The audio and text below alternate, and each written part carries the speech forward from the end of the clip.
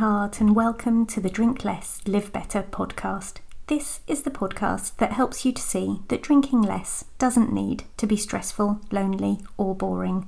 I'm your host, Sarah Williamson, and I decided to have a year alcohol-free as a little life experiment and haven't looked back. With my experience and training, I now help other people with their alcohol-free or drink less adventures. You can find out more and sign up to my 5-day Drink Less Challenge at drinklesslivebetter.com. I'm here to tell you that you can relax, connect, and have fun without alcohol in your life. Join me here each week to find out how. No-vember. Such a sweet spot in my year. As I run up to it, I remember why I love it. October is my favourite month in terms of seasons, and December and January I love for their sheer winteriness. I really enjoy the cold weather. But November holds a special place in my heart. It's where the scaling down happens. Listen up and listen good. I'm going to say the next thing a couple of times. November. No-vember. No-vember. No-vember.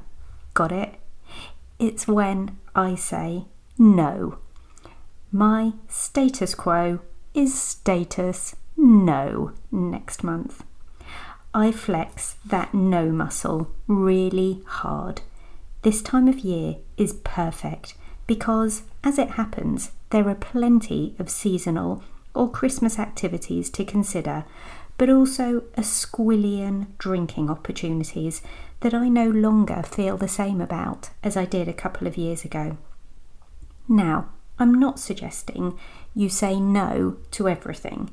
If you get an invite and it feels like a full body pull towards a hell yes, then you go for it. Yes, please, I'd love to come to that thing, spend time, energy, and perhaps money doing something that fills my heart with joy. Then that's an obvious yes, of course. But wait, let's consider people-pleasing and the fear of missing out. Do you sometimes say yes because someone might feel upset if you don't go to something? Do you say yes because the best night out ever might happen when you're not there? Yes, I hear you. This was me. Saying no can feel like a loss, like a letdown, like perhaps you're going to be miserable, lonely, or boring. But I don't think you are. I think you're pretty awesome. I believe that you're making the right choices for you, and you matter. You don't need to hold any guilt around your no-vember. You can explain and justify your no's if you want to, and you can slip a nice aside in if it feels right for you, but you don't have to. No, we cannot come to your Christmas neighbourhood drinks this year. We have another engagement, but thanks for asking anyway. They don't need to know that your engagement is watching a Christmas movie in your PJs and drinking hot chocolate. No, I cannot bake 24 mince pies for the school fair this year. Instead, I'm going to man the stall for an hour on the day. I'm really looking forward to that. There we go. That's a nice compromise. No, I cannot host Boxing Day lunch this year.